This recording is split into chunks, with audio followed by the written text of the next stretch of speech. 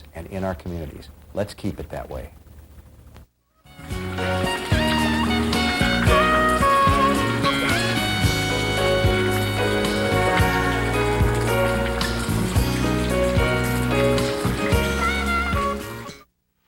Funding for local broadcast of the MacNeil Lehrer NewsHour has been provided by PACC Health Plans, in the forefront of managed health care, offering solutions for businesses both large and small.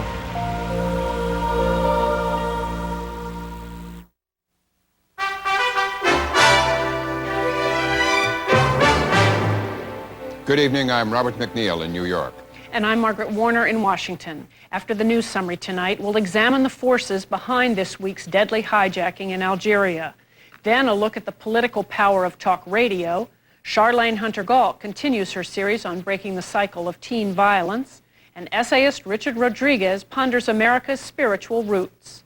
Funding for the MacNeil Lehrer NewsHour has been provided by the Archer Daniels Midland Company. With ADM ingredients in thousands of consumer products, it's no wonder ADM is called Supermarket to the World. And by New York Life, yet another example of the wise investment philosophy New York Life has been following for the last 150 years, and by the Corporation for Public Broadcasting, and by the annual financial support from viewers like you.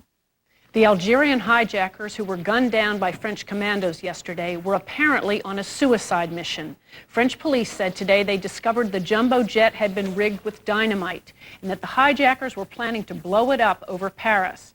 But police stormed the plane in Marseille, killing the 4 hijackers and freeing the 169 hostages on board. Today, in what may have been a revenge attack, 4 Roman Catholic priests were shot to death in Algeria. 3 were French and 1 was Belgian. Senior officials in the French government met today to consider what action to take in light of the recent events. We'll have more on the story right after the news summary. Robin? The State Department today rejected North Korea's claim that a U.S. helicopter it shot down was on a spying mission. The North today released a photo of the surviving pilot, Warrant Officer Bobby Hall. The Clinton administration has sent a State Department official to Pyongyang to negotiate Hall's release. In Haiti today, U.S. troops were once again forced to stop an outbreak of violence in Port-au-Prince. Yesterday, at least 3 former Haitian soldiers were shot to death after they attempted to force their way into Haitian Army headquarters. The former soldiers were apparently demanding back pay. American forces today continue to occupy the main plaza where the fight took place. Russian President Yeltsin delivered a nationally televised address today on the crisis in the breakaway region of Chechnya. Julian Mannion of Independent Television News reports from Moscow. The president's televised address took place after some confusion, with announcers breaking into the normal schedule to say that it was imminent, then that it was delayed. When Boris Yeltsin finally appeared, it was to deliver a deeply ambiguous message. He announced a halt to the bombing of civilian areas in Grozny and declared that the path to a political settlement of the crisis is still open. But the president insisted that Chechnya is Russian and urged Russian troops there to complete their mission. Yeltsin made no mention of a full-scale attack on Grozny, and his order to limit the bombing might appear to reduce its likelihood. But mixed signals abound. The new Russian negotiating team met today under the chairmanship of Nikolai Yegorov, a man who only yesterday called for a quick strike to seize the Chechen capital. Today he had no comment. And confusion too at the front. Chechen fighters who are still holding the town of Argun near Grozny received a message that Russian troops wish to hold talks. The Chechens walked forward with white flags, but the Russians failed to appear. And the Russian Air Force has now announced that it will continue to attack military targets in Grozny using what it says are precise laser-guided bombs.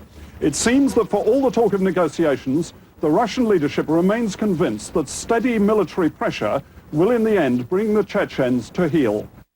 Back in this country, New York Congressman Charles Schumer said today he plans to introduce legislation banning any ammunition that can penetrate bulletproof vests.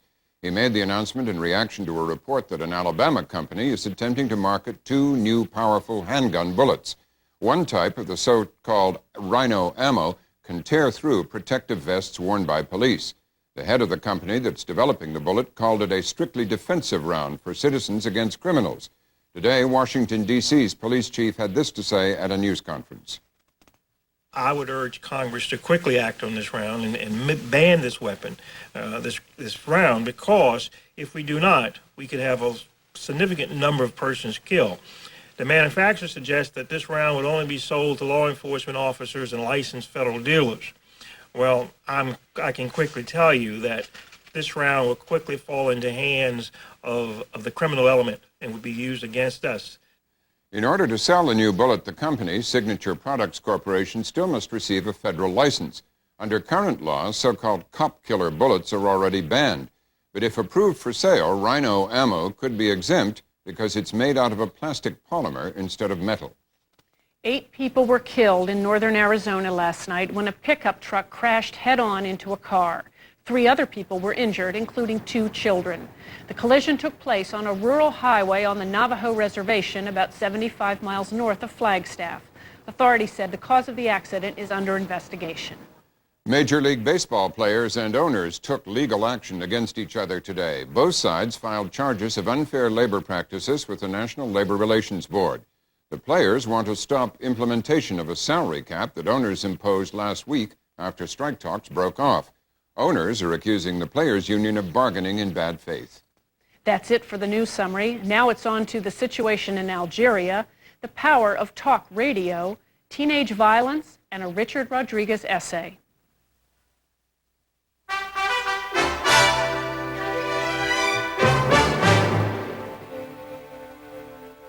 First tonight, fundamentalist terrorism in Algeria and its ripple effect beyond that North African country's borders. Yesterday, a 3-day hijacking siege of an Air France Airbus, taken over by Islamic fundamentalists in Algiers and frozen to Marseille, France, ended in a French commando raid. The hijack was the most dramatic international incident in a civil war that's been going on for more than 2 years in Algeria. We'll talk about the current situation after some background. Islamic fundamentalism growing throughout the Middle East has found fertile ground in Algeria over the past 6 years. The former French colony has abundant oil and gas and mineral resources, but the Algerian government is coping with a rapidly growing population, now more than 28 million people. High youth unemployment, combined with the lure of immigration to a more prosperous and modern society just across the Mediterranean in France, to produce growing unrest. Fundamentalist demonstrations reached their peak in 1992, when the military took over the government and canceled parliamentary elections. At that time, it appeared the winners would have been the Islamic Salvation Front, known as FIS by its French initials. Since then, the military has tried to crack down on the fundamentalists. In turn, the fundamentalists stepped up their killing of secular Algerians, including intellectuals, writers, and entertainers, as well as at least one schoolgirl who was not wearing a veil. Estimates of Algerians killed in the conflict range from 10 to 30,000. At least 80 foreigners have also been targeted for assassination. A more violent offshoot of the Islamic Front, called the Armed Islamic Group, has claimed responsibility for killing many of the foreigners, as well as this weekend's hijacking. Last year, the military government made several efforts at reconciliation and dialogue, and promised presidential elections in 1995. Leaders of the Islamic Front responded with a call for a holy war. Joining us now are John Intellis, a professor of political science and director of the Middle East Studies program at Fordham University in New York. Robin Wright is a reporter for the Los Angeles Times, the author of a recent book on Islamic fundamentalism. She covered the 1992 elections in Algeria. And Stéphane Marchand is the Washington bureau chief for the French newspaper Le Figaro. Robin Wright, starting with you, describe the group that staged the hijacking. Well, the Islamic Salvation Group is the most radical in the umbrella that composes the Islamic movement in Algeria. The Main Street Group, as you pointed out in your piece, is FIS. This is, the GIA is a breakaway group. It is led by some of the cadre who fought alongside the Afghan Mujahideen in fighting Soviet occupation in 1970s, 1980s. They have come back home, they have built a base around them, and they are taking a far more extremist position than FIS is. They're out to create an Islamic republic. They don't want mediation to work. They would like to see this government out whereas the more moderate FIS is prepared to negotiate, or has been in the past prepared to negotiate with the government to see if there's some way of finding a peaceful resolution. And John, and tell us, what is the GIA relationship to FIS, and what does it want? What does FIS want that's different from the GIA? Well, I think the GIA is determined to overthrow the state through violence and does not accept any political solution. In fact, the GIA condemns the FIS, condemns its leadership, considers the leadership as having compromised itself. So they are in fact enemies because they are seeking to gain the support of the same constituency. Robin Wright, talking to us earlier today, you said it was a bit like the PLO with its political factions and its more militant factions. Is that a good analogy? I think it is, and I think that they have actually worked together in the past. They are rivals at the moment, but they're both fighting or both opposed to the current government, and so they have a common cause. But I think that if they ever given a chance, there would be as much rivalry between them as there is between the Islamists generally and the government. And the FIS were the political organization that it's presumed would have won the election if the Algerian military had allowed the second phase of that election to go ahead Exactly. 3 years ago. There's no doubt about the fact that FIS would have gained a majority in the parliament, would have then asked for presidential elections, and would have effectively taken over national power. Well, what do you think has happened in the evolving situation to provoke such a dramatic attention-getter as this hijacking? Well, I think it's inevitable when a moderate, politically inclined movement seeks to work within the system and are now put down, that inevitably more militant elements supersede them. They then utilize extremist means, as we're witnessing, had been witnessing for the last 3 years, and in the process, of course, making it more difficult for the political leadership of FIS to maintain its support among the masses. Yeah. And Robin Wright, do you see anything recently that might have precipitated the GIA to take this more extreme step? I think so. The fact is that the government had been engaged in a dialogue behind the scenes with FIS. There had been efforts, but on October 31st it announced that it was not going to be interested in any kind of solution. It was going for an all-out military solution to the problem, trying to eliminate as many of the Islamic activists as it could, and it has acted with often indiscriminately against anyone suspected of Islamic tendencies or sympathies. I think that has been a factor. I think the hijacking is also related to a pledge over a year ago by this extremist group to attack foreigners, to undermine particularly the French support, which has made the survival of this government in Algeria possible. Mm-hmm. Stéphane Marchand, the hijackers said they did this because they wanted the French government to stop its aid to the military government in Algiers. What is the French government policy now towards that government? Well, the French government wants to boost the economic stability of Algeria and tried its best to help the country not to fall in total chaos.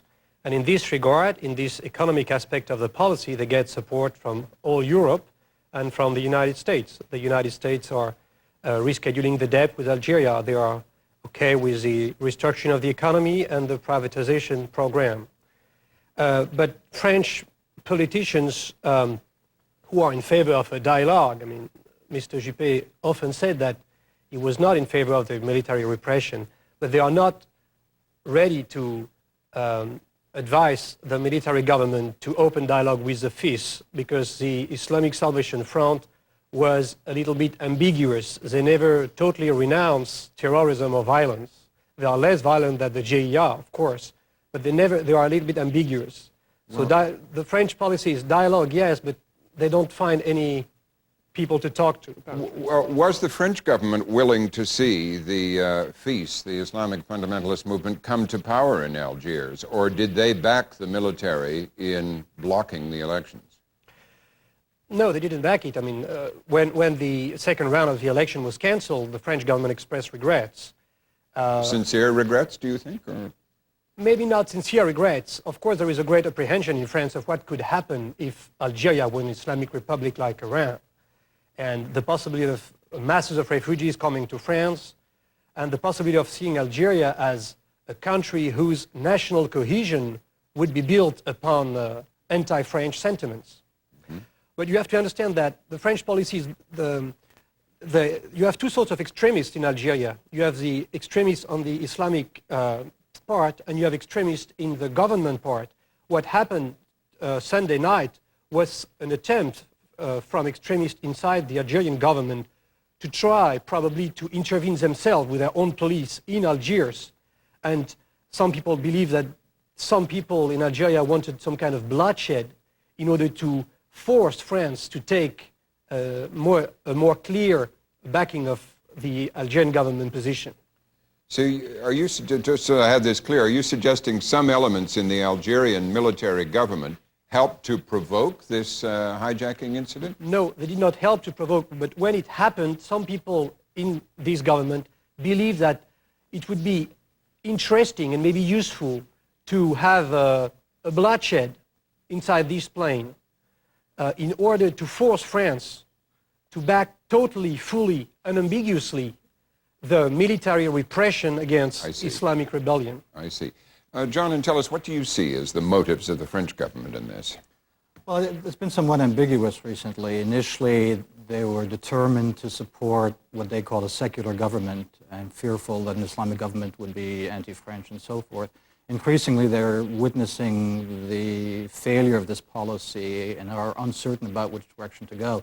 They're using code words like, we support democratization but not the government. They're not yet prepared to accept the notion that an Islamic government may come to power democratically elected. This is something that they themselves are having intellectual problems with, the notion that democracy can in fact take place and an Islamic government could be elected. Robin Wright, are the French government's fears well-founded, as we just heard Mr. Marchand say, that if there were an Islamic fundamentalist government in Algiers, there would be a huge wave of refugees trying to leave and come in and pour into France? It's possible. There certainly was a wave of refugees who left Algeria after the war for independence, but that's not a certainty. I think the crisis really is one of predicting fear rather than something that's tangible. Uh-huh. But the FIS, the FIS, although they were willing to contest an election and come to power by peaceful means, they had said, if I remember reading it correctly, that they were not interested in democracy, that if they achieved power, it would be a one-party government. That's not true. There have been those within FIS who have said that they would be prepared to work alongside secular groups and so forth. Again, we get back to that issue of the spectrum within FIS itself. FIS, I think, in many ways represents what's one of the new trends throughout the Middle East, and that is Islamic groups willing to work within the system, as happened in Jordan and elsewhere, Kuwait, Yemen.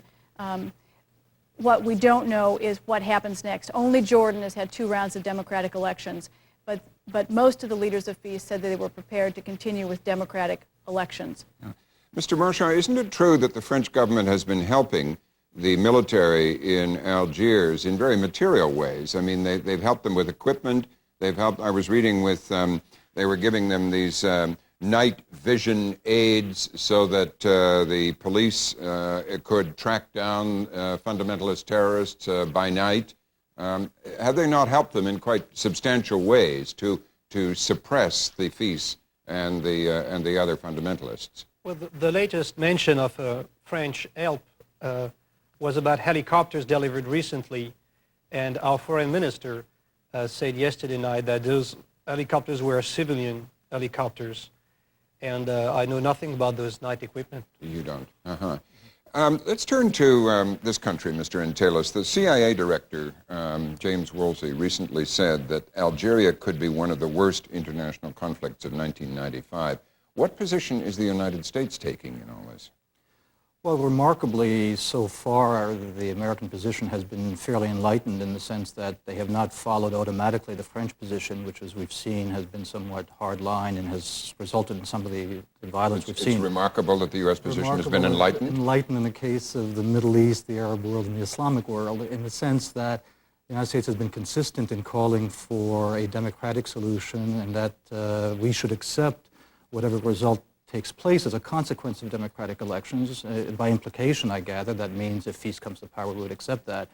Now, admittedly, we are not as deeply involved economically, politically, militarily as the French. We are far away, and maybe it's easy for us to be enlightened in that part of the world. I doubt we would take the same position in the case of Egypt. But nevertheless, having said that, our position has been fairly enlightened. It is important, obviously, because Algeria is a member of OPEC. It can influence its neighbors, Tunisia and Morocco.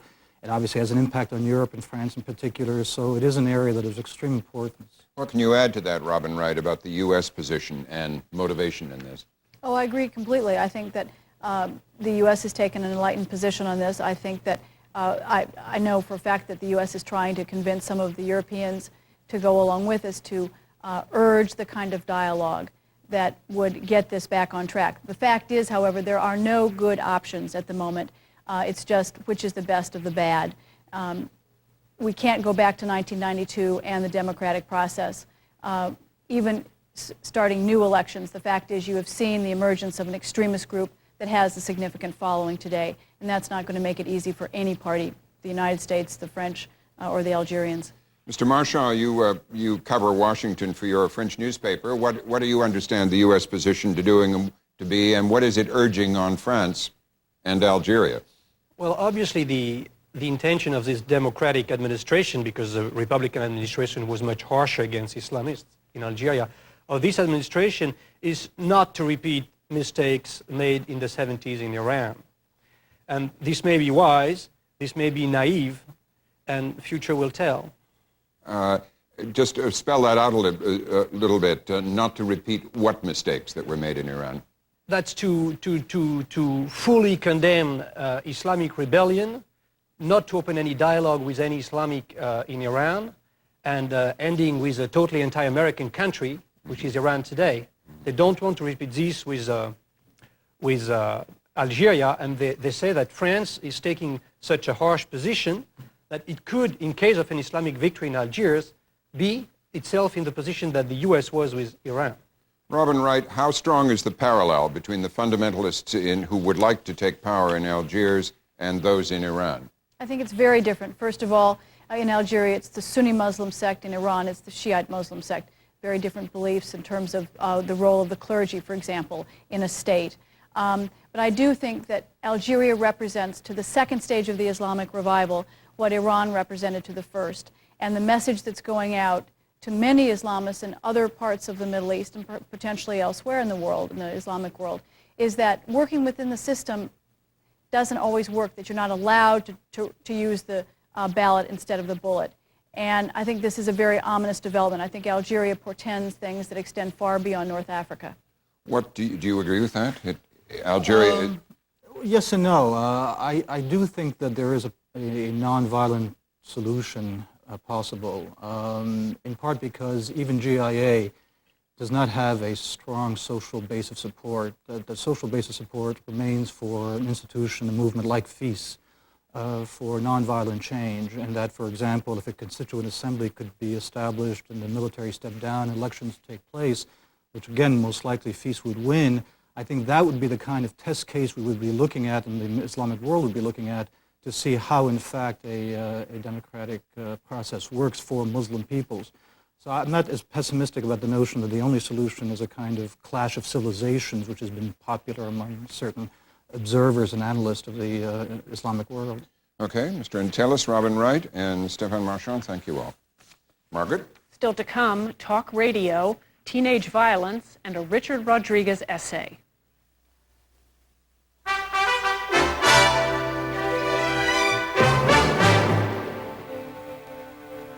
Next tonight, the explosion of talk radio and how that's influencing American politics. Correspondent Betty Ann Bowser reports. Bill is in his car. Go ahead, Bill. You're on WRC. Good morning, Joel. How are you? Morning. Never in the history of radio has there been anything like the explosion of talk.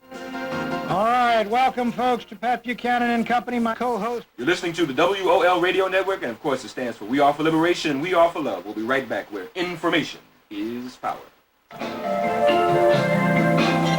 The morning, ladies and gentlemen, and welcome to the Barbara Carlson and Friends Show. On Election Day, 20% of people who went to the polls said they listened regularly to talk radio. And new research conducted by pollster Frank Luntz indicates those programs influenced how people cast their votes.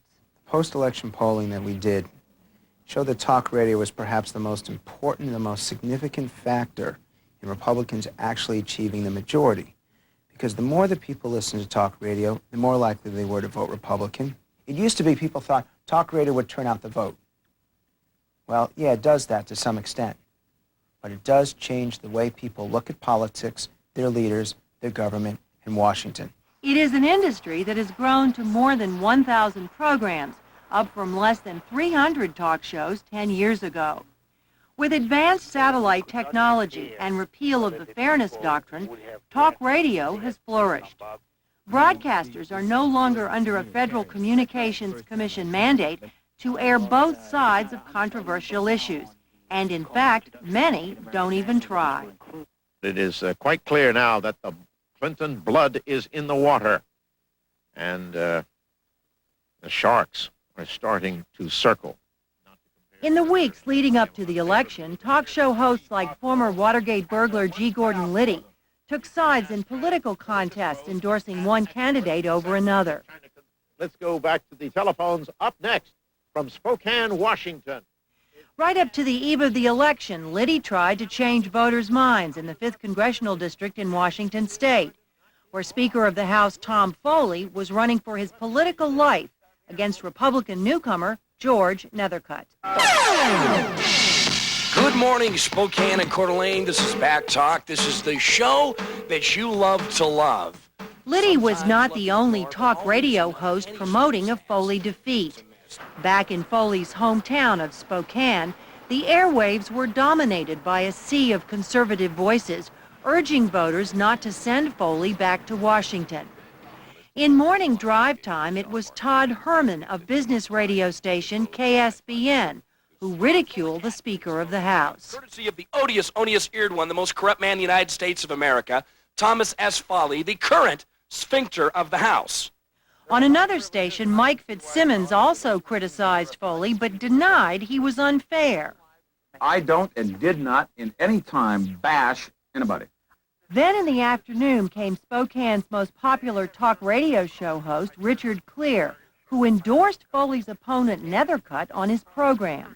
During our coverage of the 5th District race and all the races on election night, the very first call that we got started thanking me, because George Nethercutt was so far ahead at that point, for what we had done here. And when Clear had Foley on as a guest, this is what happened.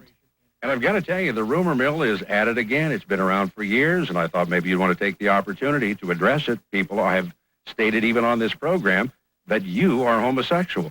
Would you like to address that? That's ridiculous. I mean, I think that's really bringing the campaign down to a pretty low level. I mean, the fact of the matter is that there's absolutely no truth to any of those terrible and slanderous suggestions. Spokane television station KREM followed Foley on the campaign trail that day. But news director Paul Brandt kept the exchange between Clear and Foley off of the 6 o'clock news. We didn't use the question and we didn't use the answer, mostly because we didn't feel that it was a credible question. There had been some rumors circulating for some time. Whether or not it's even important in the campaign, I think, is open for debate. Was he out of line to ask the question in the first place? In the context of news, I would say yes. Perhaps in the context of talk radio, maybe not. Do you think that was a responsible question to place before him at that point? It was less than a week away from the election. I think I would have been irresponsible had I not given him the chance, number one, to know that it had been brought up on my program, that people had accused him of that on the air, and given him the chance to respond to it in his own way, in his own time. So I think it was a very responsible thing by asking the question. Well, I feel a sense of anger over a question like that. I think it's out of bounds. And I think listeners have a sense of fair play and judgment that would lead them to conclude that that was out of bounds. David Wilhelm was until recently chairman of the Democratic National Committee. I am concerned sometimes when the thugs get picked up by the mainstream media. I think there is kind of a problem in some sectors of talk radio when it comes to the facts, when it comes to credibility, when it comes to really crossing some threshold of credibility, when it comes to the factual content of what they're saying. Don Hamilton is a Spokane freelance movie maker and film producer who agrees with Wilhelm. You ride in the morning, all you can get is vitriol. All you can get is extremely rude and outrageous people making completely outrageous statements. Hamilton was so upset with some of the things he heard on the radio that he invited himself on Herman's talk show one morning to defend Foley. For me to suddenly want to trade in clearly a brilliant man, a constitutional scholar, a great man, so that Newt Gingrich can be happy. The fact is, if we send George Nethercutt to Congress, it will be the very last message that this district ever sends to D.C. While Hamilton and a small group of his friends were trying to defend Foley from the barrage of criticism on the radio, other Spokane residents were organizing around talk radio to engineer Foley's defeat. Well, talk radio was a real crucial element of this whole project. We really didn't anticipate that talk radio would generate financial backing for us, but in fact, that's exactly what happened. Richard Hartman is a Spokane computer consultant who organized the Defoliate Project, a political action committee whose sole purpose was to defeat Tom Foley. As a regular talk radio listener, Hartman knew its power. Now here's a real hero. Here's a guy that really put it together. Richard Hartman with the Defoliate Project. How are you, sir? Fine, wonderful. How are you doing? Talk radio became an avenue for us to distribute information. We would fax the information that we obtained to all of the local network affiliate TV stations, to all of the local radio stations, to the newspaper, et cetera, et cetera. But the only ones that worked with that information most of the time were the talk radio show hosts, and they would bring them up as subjects, or they would read our faxes right over the air. Terry Dunn and Sandra Barnett followed the Foley-Nethercutt race closely on talk radio. Dunn is an accountant who frequently listens to the talk shows while he's working. Barnett listens in her car on the way to her teaching job. And from what they heard on the radio, they decided to vote for Nethercutt. I watch the local news for the weather and the football scores, but other than that, I don't turn my TV on anymore. Is that because you don't like what they're giving you, or? I feel that they're telling me what they think I should know. And I don't think anyone should have the right to tell anyone what they should know and what they shouldn't know. They should give us the truth. And I'm not getting that from NBC, ABC, or CBS or our local news channels. So I went to talk radio. I've come to the same conclusion as far as talk radio in regard to the type of information that we're getting. And I think that the talk radio does disseminate more valid information as far as the things that the general news media, such as the major networks and the newspapers, for whatever reason, glided over or didn't really get to the hard facts. Chris Peck is the managing editor of the Spokane Spokesman Review, one of those mainstream media sources Dunn and Barnett are skeptical of. If you had coverage of this campaign to do all over again from the get-go, knowing what you know now, what would you do different? One of the things we would do would be bird dog talk radio more closely than we did. They got away with murder. They said a lot of things that were untrue, that were distorted. They said a lot of things that needed to be corrected. And KREM News Director Paul Brandt says he is listening more carefully to criticism from his viewers.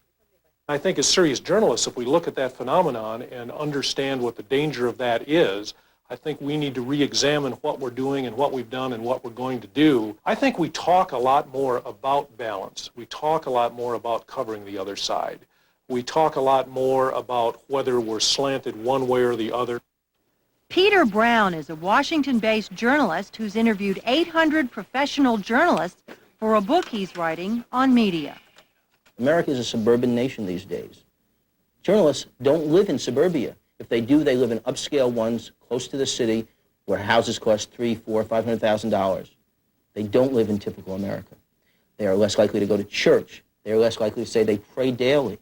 And it produces a group mentality and a group think that leads to a product and a lifestyle that is out of sync with the mass of Americans. And that's why Americans increasingly don't read newspapers and are less likely to watch network news. Pollster Lund says that's why more people are turning to talk radio. It's almost like a catharsis. Finally. I mean, you feel great. When someone says something you believe in, you turn off that dial and say, there, I just spoke. Talk radio was ablaze the day after the election, with people talking about how significant it was that Republicans took control and how great the future was going to be. Never was heard a discouraging word on November 9th because people were so into it. The new Republican congressional leadership is into it as well. Newly elected Speaker of the House, Newt Gingrich, says he has plans to meet monthly with talk radio hosts, who he says know how to read the pulse of the electorate better than traditional media.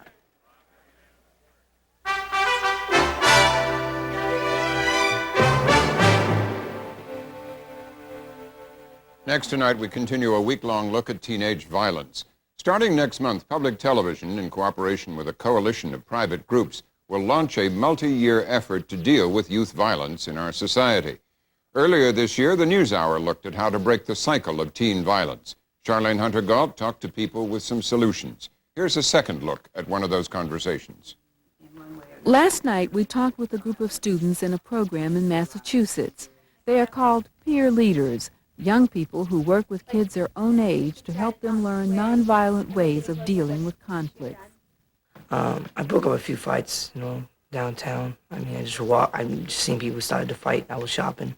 Just put my bags down, walked over, and try to hold them back and talk to them. We just let them talk, and they get everything off their chest, what they want to say. One expert who gives peer leadership programs high marks is Dr. Barry Crisberg, a sociologist and president of the National Council on Crime and Delinquency.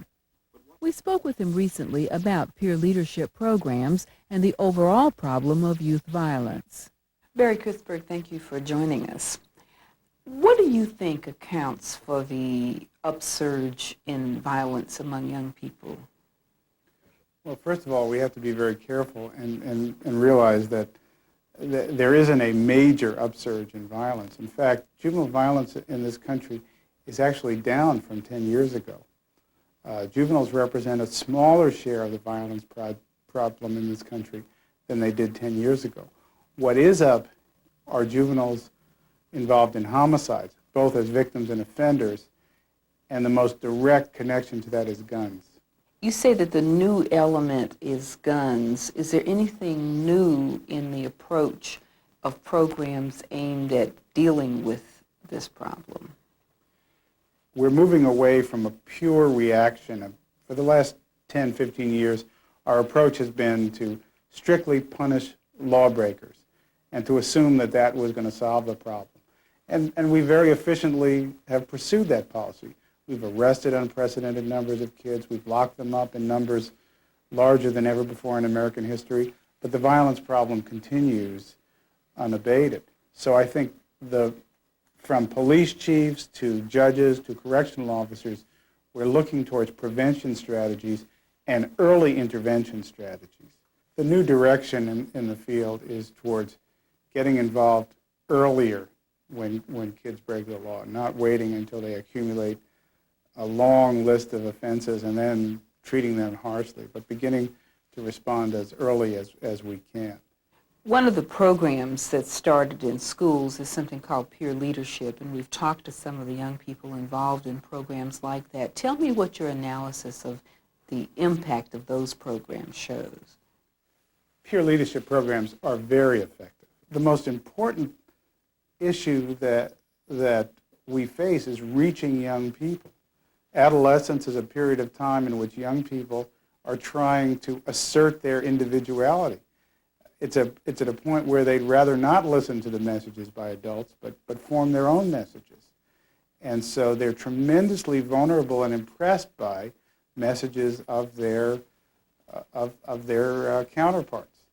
And whether we talk about smoking or sexual behavior or drug taking or violence, the most significant person is going to be somebody who that young person can identify with, who can say, I have been there, I have done this. Preaching by adults is about as ineffective as you can imagine. I was in a meeting in Atlanta. There must have been 500 people in the room talking about youth violence. And a young person came up to the microphone and said, I have a .45 with me, but I'm very frightened. I don't want to hurt anybody. I don't want to break the law, but I am so frightened I have gotten this gun and I don't know what to do. The adults in that audience sat immobilized, and one of the peer counselors got up, talked to that young person, said, I'm on your side. I want to be your friend. I understand your fear. And the young person with the gun came over and handed that gun to the team. But what about the objective reality that led that kid to be so frightened? Because the environment outside is such that that's why he's scared. I think if we want to reduce violence, we have to have a two-pronged strategy. We have to address the environmental issues, but also we need to deal with individuals. The peer strategy works very effectively with individuals.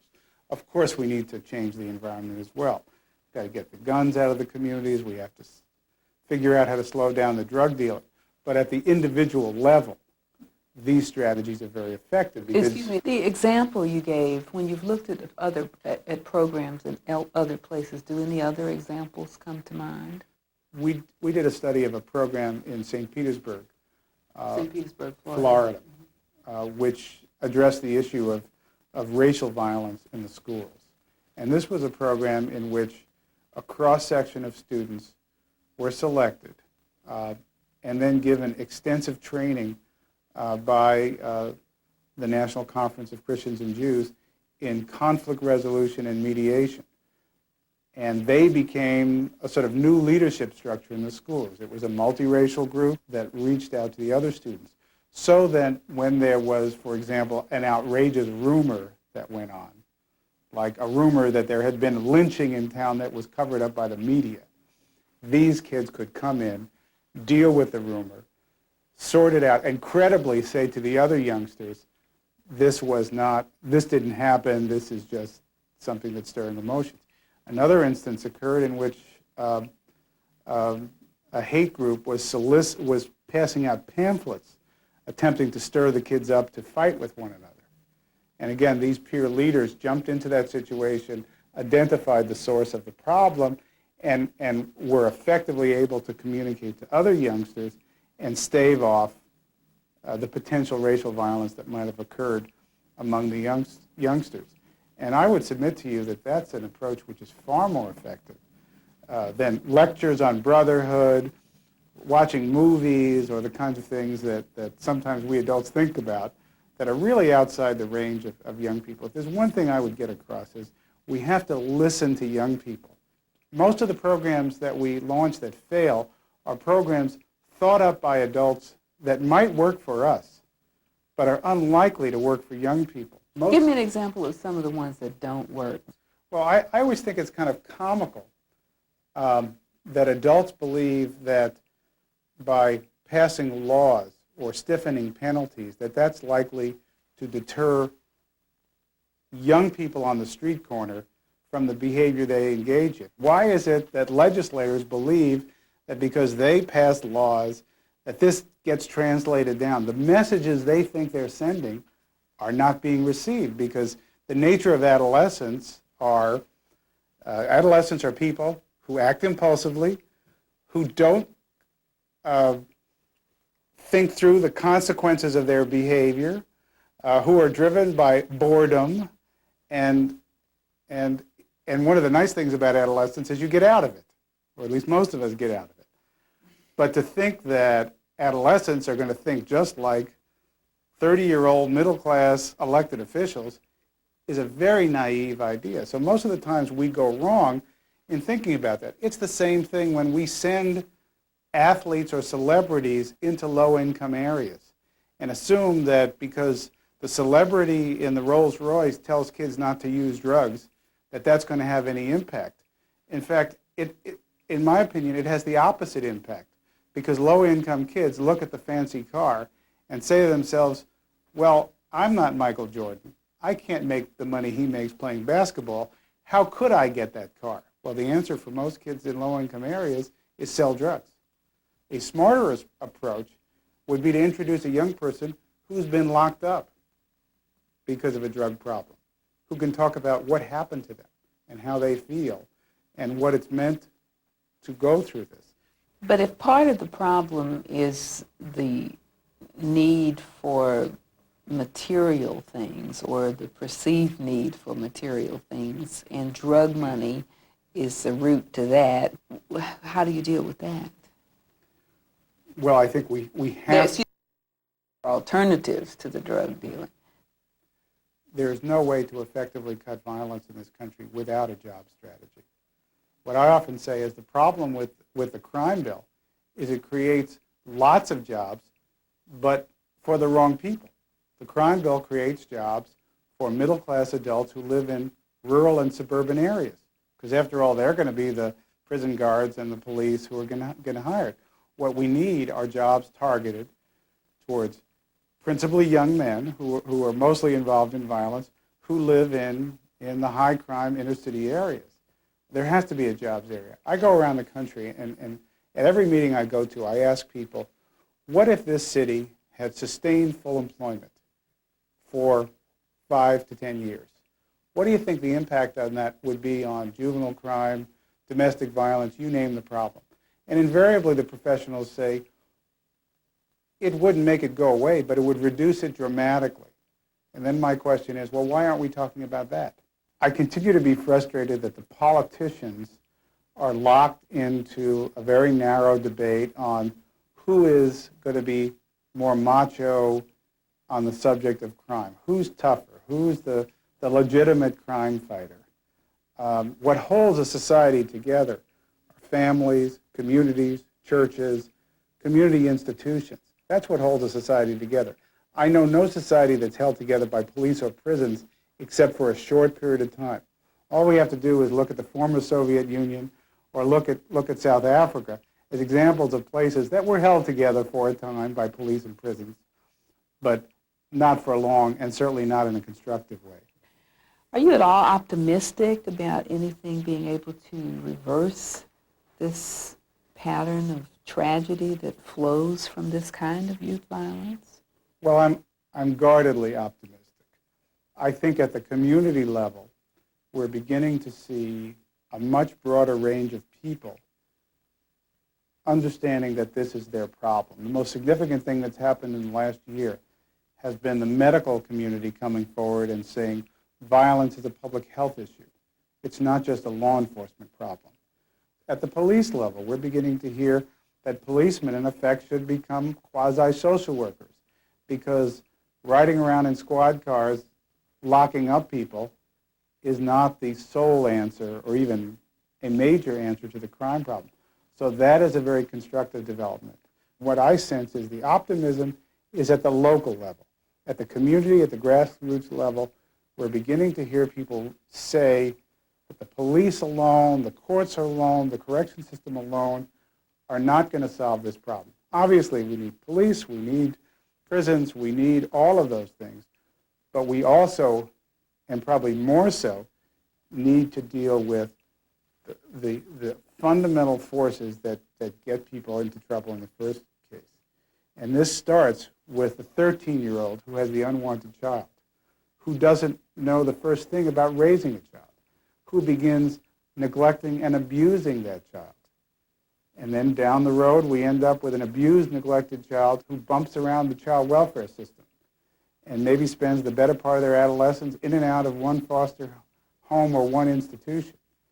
And they graduate into the juvenile justice system.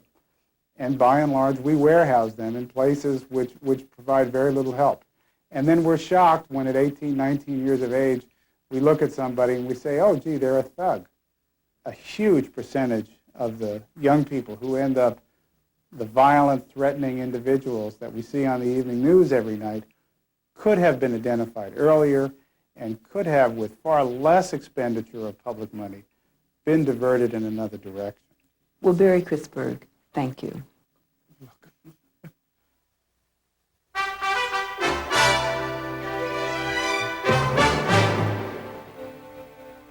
Finally, tonight, essayist Richard Rodriguez, editor of the Pacific News Service, has some thoughts on America's spiritual roots.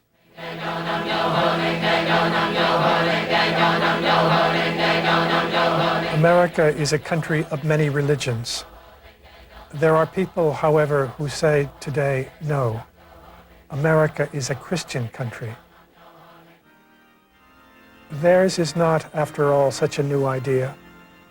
In the 18th century, when states determined their own naturalization laws, Maryland required a declaration of belief in the Christian religion.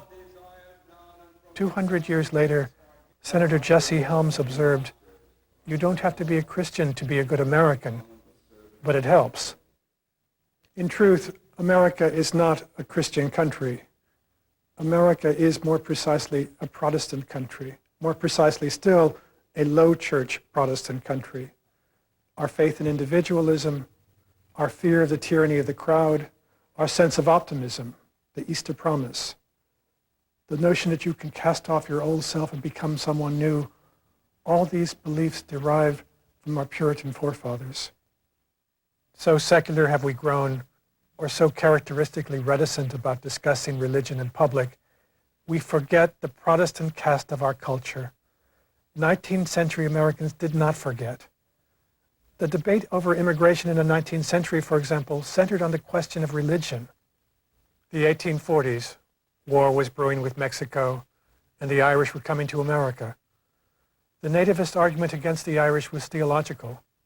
The nativists argued, if you let the Irish into the country, the Irish will unite with the Mexicans, their fellow Catholics, and overturn the Protestant state. Americans are inclined to forget the past, just like the Puritans who believed in the future. We incline toward individualism, just like the Puritans who believed that God spoke to each person individually. Thanksgiving is our great Puritan holiday, but not controversial at all, though it is deeply Puritan in its notions of God's beneficence to his chosen people. Christmas, by comparison, is a much more difficult holiday in America. Throughout the country, there is always sniping and tension over carols and Christmas trees. Some Christians complain that Christmas has become too secular. Department stores are still in the day. One is not even allowed to say the word Christmas anymore. The civil libertarian counters, the nativity creche has no business in the city park.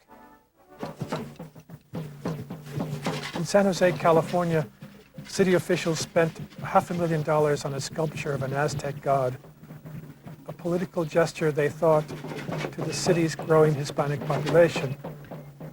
Then, when the Christmas season began, San Jose officials decided to move the nativity creche out of the same park. After protest, city officials reversed themselves and brought the creche back. Aztec pagan god or Christian nativity scene notwithstanding, the real issue here is that it is not safe to be in this park after dark. America is suffering a spiritual crisis. Divorce, drugs, guns. The politicians know that we are afraid to cross the park after dark. They are calling for prayer in the schools. They are talking about values. Some talk about Christian values. The other day on this same NewsHour, an evangelical minister complained that the rights of the majority, the Christian majority apparently, are insufficiently respected. But as a Roman Catholic, what has moved me about Protestantism, particularly low church Protestantism, has been the respect that it grants the individual against the group.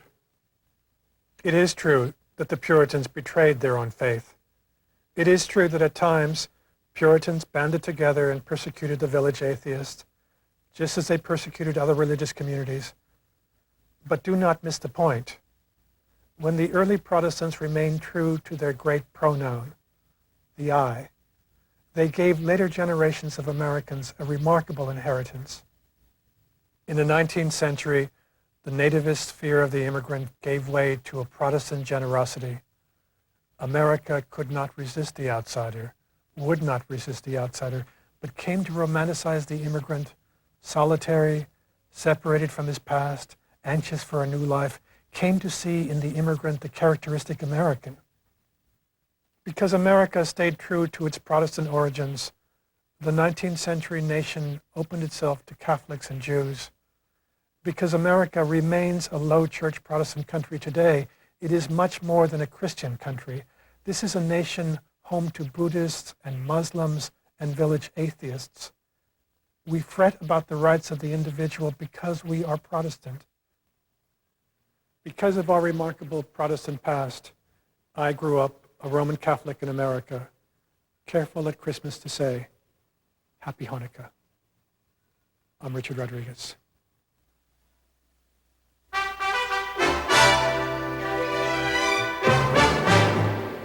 Again, the major stories of this Tuesday. The Algerian hijackers who were killed by French commandos yesterday had rigged the jetliner with dynamite and were planning to blow it up over Paris. And this evening, a federal judge blocked Oregon from becoming the first state to implement a doctor-assisted suicide law. The voter-backed initiative is likely to have a final test in the U.S. Supreme Court. Good night, Margaret. Good night, Robin. That's it for the NewsHour tonight. We'll see you again tomorrow evening. I'm Margaret Warner. Good night. Funding for the MacNeil Lehrer NewsHour has been provided by the Archer Daniels Midland Company. With ADM ingredients in thousands of consumer products, it's no wonder ADM is called Supermarket to the World. And by New York Life, yet another example of the wise investment philosophy New York Life has been following for the last 150 years. And by the Corporation for Public Broadcasting, and by the annual financial support from viewers like you.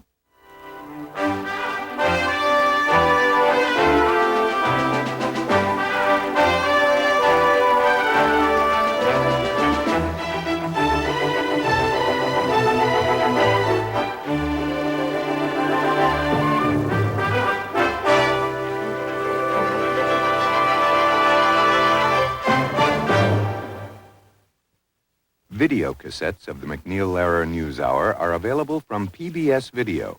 Call 1-800-328-PBS-1. This is PBS.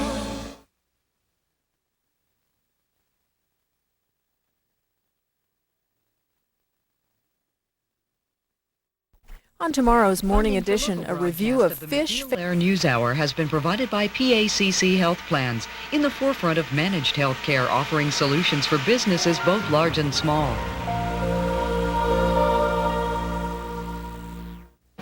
Next time on Nova. For a stranger in a foreign land, language can be an imposing barrier. But there are surprising similarities among the languages of the world. Could it be that at one time long ago we all spoke the same language? It's very nice to think about the days before Babel, when everybody spoke exactly the same way. In Search of the First Language, next time on Nova. On OPB, tonight.